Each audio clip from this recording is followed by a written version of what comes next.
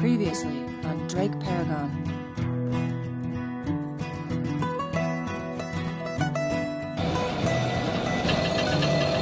Fred and Sally, the Kennedy. Sit on your back porch and watch your boats go by. It did not stop me.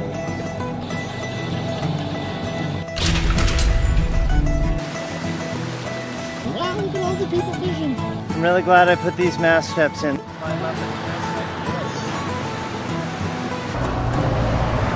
He's got no problem going against the current. Should he even bother with the main?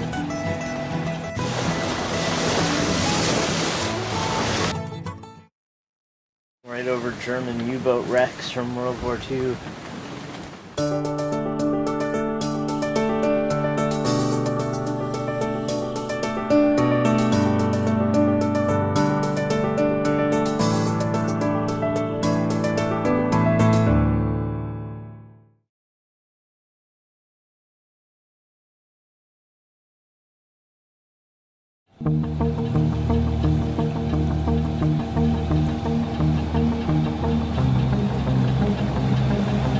Exiting the Cape Cod Canal.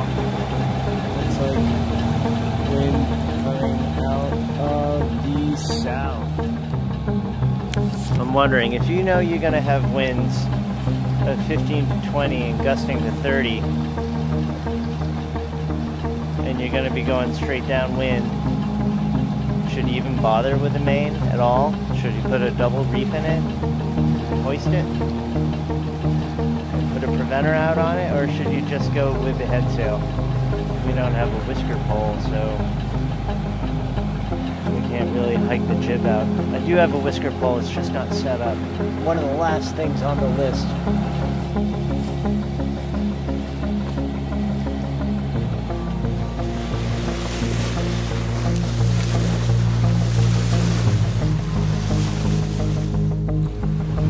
Well, there you can see our speed is 5.8 knots through the water, sometimes faster, and 6.6 knots over there.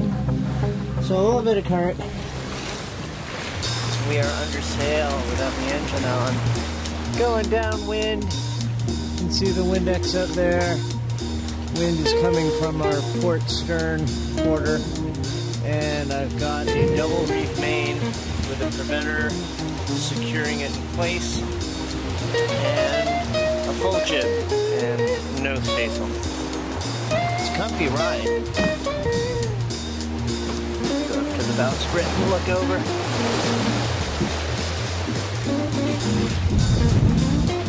No dolphins. Even if there were, probably wouldn't be able to see them too good in this light and with these waves caused by the wind.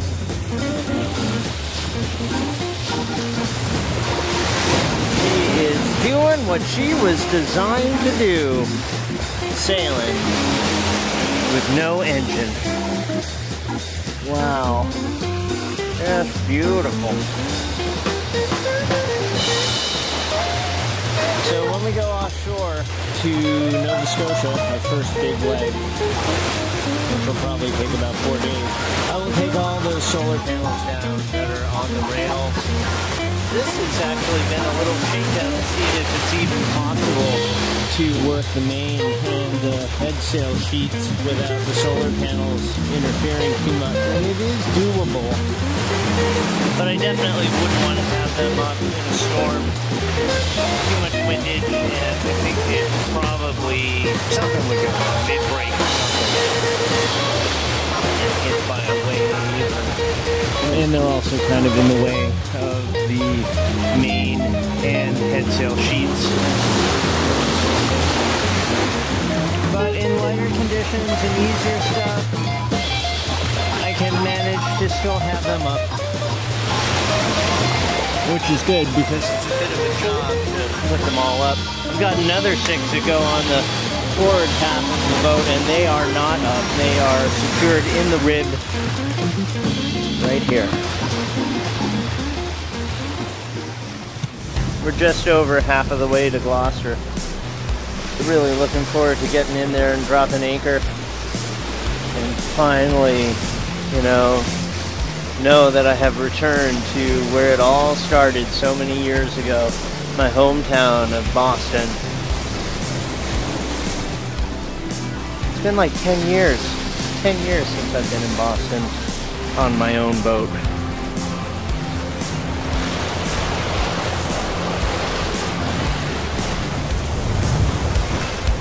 Some people have told me that they've seen whales out here in this area of water, close to the Stellwagen Bank Marine Sanctuary.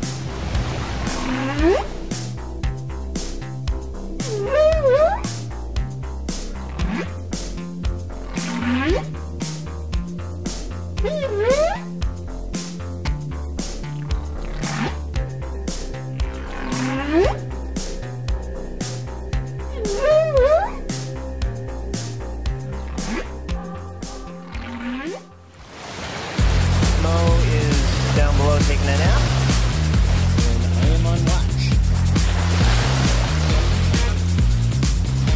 The hydraulic ram autopilot is steering, and I'm thinking about trying the wind vane, but I know the wind vane works really well, and I want to shake down the autopilot some more. And we're not like getting a drain on the power, as I'll show you. Over here, this shows us that we have a DC load of about 20 amps. That little spike is the autopilot engaging the ram. So 19, 20 amps load. And over here, shows that we're at 14.3, 14.4 volts. And we've got 9 to 11 amps, or 8 to 11 amps coming in.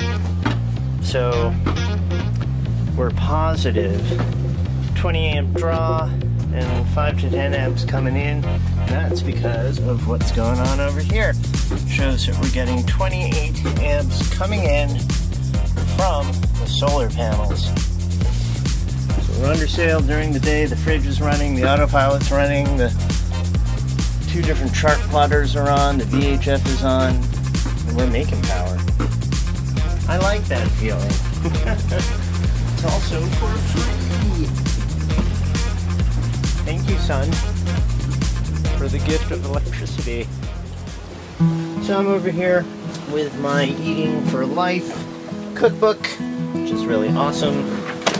Going through all these fantastic recipes, finding ones that I am going to be making on our voyage across the Atlantic. I've got 12 different recipes for breakfast, about the same for lunch, and then about 25 different dinner entree recipes. And they all go into the iPad, which I put up on the bulkhead in the galley.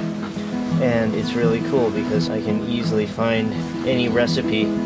A nice thing about this app is that you put in all the recipes and all the ingredients, and then you choose the recipes you want to be able to make from all the ones in there, and it comes up with your grocery list. So that's my hit list of making sure I got everything stored on the boat.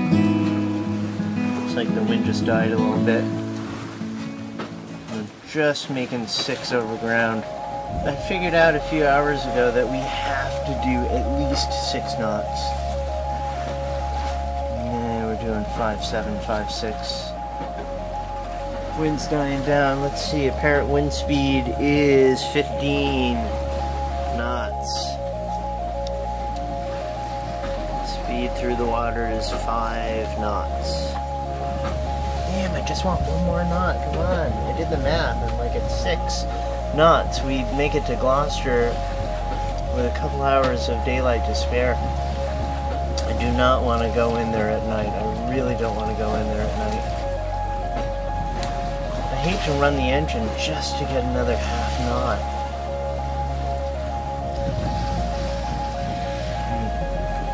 As you can see right here, we left from onset this morning right there, went through the Cape Cod Canal, and then we've traveled this distance so far, and we need to go to here. So we're well over half the way to Gloucester. 18.14 nautical miles to go to the waypoint which I set, which is the very entrance to Gloucester Harbor. So 18.12 at 5 knots, 3 hours. Current time is 1:30 and 15. Say it takes us 4 hours and it's 1:30 now. Now we're doing fine. I guess we're going fast enough for the first half of the trip. It was like hitting 7 or over. We did that long enough for our estimated time of arrival to be earlier. And now, even though the speed has decreased a little bit, actually it just went back up. Now we're at 6.5. Always just sitting here looking at those numbers, trying to figure out if you're gonna get there before the sun sets.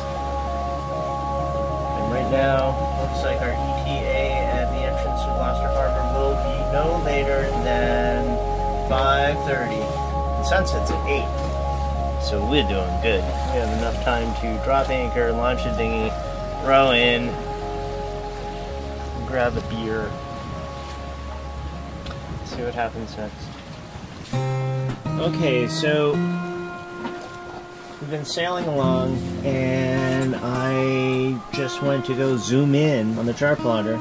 I hit the zoom in button and I got this Furuno blackbox.mfd.exe error. You can move the cursor around, click on it, it says error, exception address 0x03F9E354. What am I going to do with that? Take a photo. It's now 4 o'clock on May 15th. And we are 3.5 miles from the entrance to Gloucester Harbor there. And the winds have finally just really picked up as was forecast for this afternoon.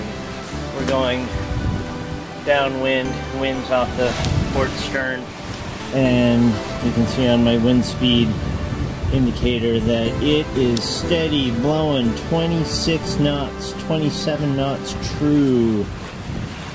I have a double reef main up and a full staysail out, and we are moving at about 7 knots. 40,000 pound boat going 7 knots, 7.5 knots. It's a little rolly. It's not too bad. You know, I felt a little queasy. Gee, I wonder. You know, I've never really been one for getting seasick, but maybe I'm changing in my older years. We'll be there in 3.347 nautical miles. 3.340, 3.336. Yeah, moving. Here's what it looks like, blowing 25 to 30 knots, going downwind. With the hydraulic autopilot steering. Really glad I kept that double reef in when we pushed off, and for all of morning and all of early afternoon. I would have liked to have had a full main because the winds were lighter, but the heavy stuff was in the forecast, so it just kept a double reef all day. It's now 5 minutes after 4 o'clock.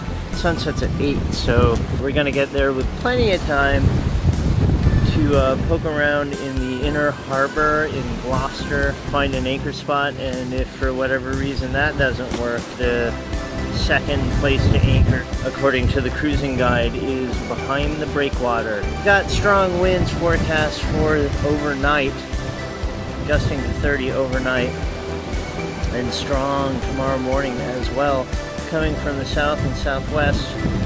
If we anchor behind the breakwater, we'll be in the lee of the breakwater, but I don't know how bouncy it's going to get. Closer to the Gloucester shore, we've got all these buoys for whatever they are. Crab pots, lobster pots, I don't know. The depth here, where we are at the moment, is about 168 feet. So, yeah, I wonder what kind of trap they put down at 168 feet. Wonder what it's like down there. I wonder if we're sailing right over German U-boat wrecks from World War II.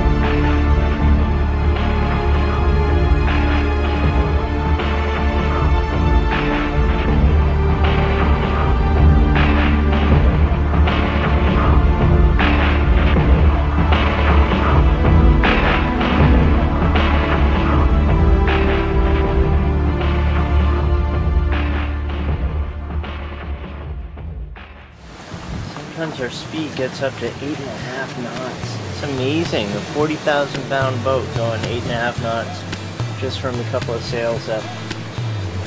The hydraulic autopilot, I'm sad to say, has been crapping out occasionally. Every once in a while it says rudder drive failure, and it just gives up. And it only happens when there's a lot of weather helm and it has to try harder. I don't think it's the Furuno autopilot computer that is having any issues, or the gyro compass. I think it's the hydraulic pump. 27 knots.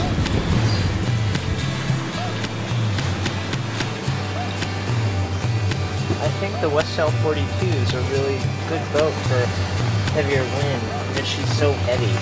And got that big full keel that helps her track and stay on course. She's not squirrely at all, and the motion is pretty gentle, even in 30 knots of wind going downwind.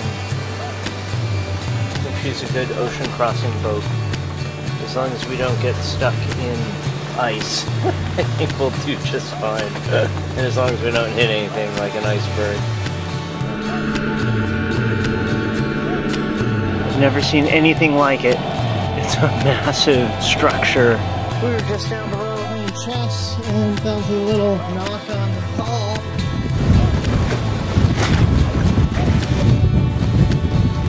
Constantly worrying, like, what's gonna go wrong? What's not at 100%? What can we fix? Try not to let myself get too overwhelmed by the big, long list of things that aren't perfect with the boat. At some point you just gotta go. We'll have charts, paper charts, we'll have the chart plotter with all the charts in it. We've got the hydraulic autopilot, which has some issues, which I hope to find somebody to take a look at, maybe fix, even if it's an expensive replacement of the hydraulic pump. I would do it if there's time and expertise around Gloucester or Boston to help me do it. If not, we'll still go. We have the secondary autopilot right there, wheel-mounted autopilot, and that thing has always worked like a champ. We also have the wind vane for long-distance offshore sailing, and as a final backup, I have this electric tiller that mounts onto the wind vane. You take the wind fin off and put the tiller pilot on there, and then it will keep the boat on course that way. And if all else fails, Paragon, because of her full keel, can stay pretty much on course by herself by trimming the sails. If you're going upwind, downwind's not so easy.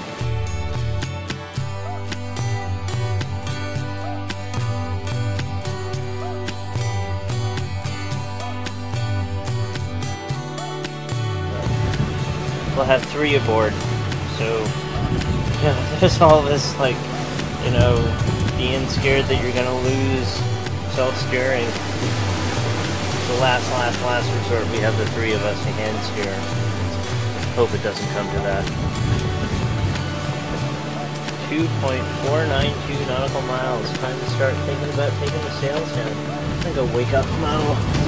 Tell her we're coming into the harbor. She'll probably want to be up to this. Okay.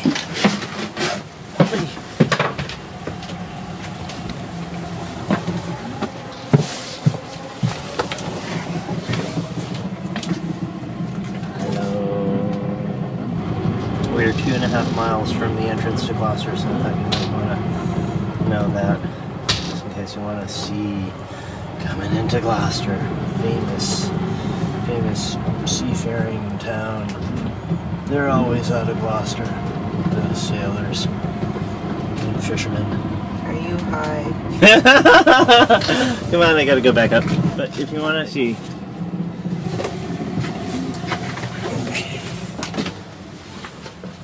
You gotta do dishes. Oh, by the way, these are curtains. We just added these. They roll up. We've got 3 separate ones. The center one is rolled up right now, but when it goes down, it turns the salon area into a separate room.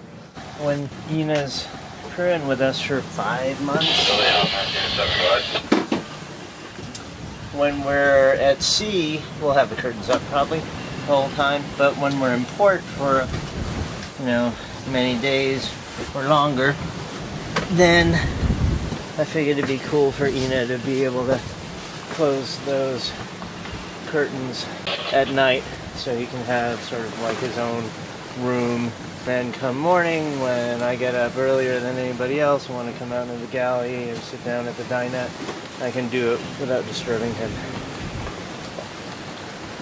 2.184. Okay, let's get the jib in. Some people say that if you need a winch to furl your head sail, then you're not doing it right or something's wrong. You know, you should be able to pull that furling line by hand, unassisted, without a winch. But I think when you get to a certain size boat and you get to certain strength winds, it becomes really hard to pull it by hand. And also, especially if you're single-handed, it's much easier to have it on a self-tailing winch. Here's my winch handle. What I can do here is let a little bit of the jib sheet out.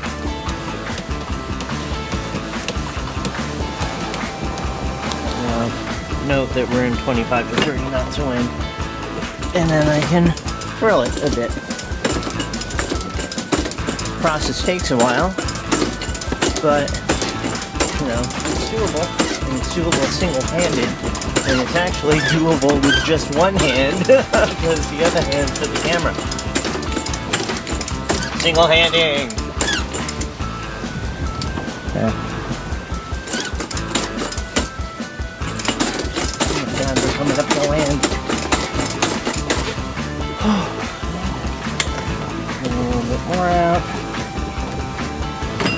And if I just had this furling line not on a winch, and to pull it by hand and let it out on the sheet, then it would be much harder. So ways to go.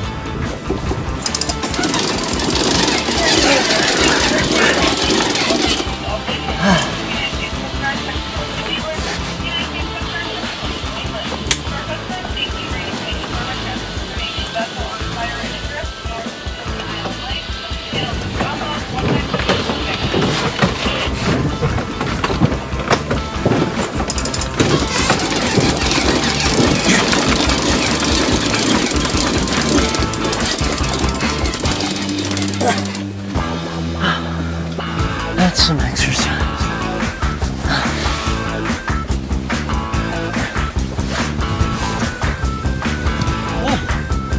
A little bit more. There's Gloucester. Let's go check it out.